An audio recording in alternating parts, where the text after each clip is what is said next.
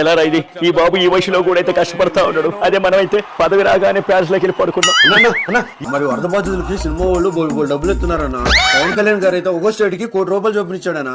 మళ్ళీ తర్వాత 4 కోట్లు ఎక్స్ట్రా కూడా ఇచ్చాడనా.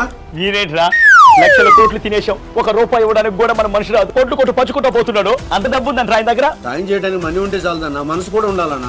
నా చెల్లికి నా ఆశలో చెల్లి కావలేవలేదు. అలాంటిది నేను ₹1,00,00,000 ఆడిస్తాను రా. నేను అన్న ఇవ్వకపోతే ఆ 11లో ఒక సీట్ కూడా రాదన్నా.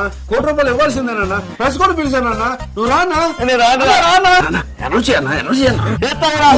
అంతని వాళ్ళే రాష్ట్రంలో వరద బాధితులకు నా వంతు సహాయంగా రూపాయలు చేస్తా ఉన్నా. సరిగ్గా వినిపించట్లా. ₹1,00,00,000 చెప్పనా? ₹1 ఇస్తా ఉన్నా. నేనే స్వయంగా పంచుతా. అదేంటి బాబు గారు స్కానర్ పెట్టారు కదా, దానికి వచ్చి స్కానర్ పనిచేయట్లేదు.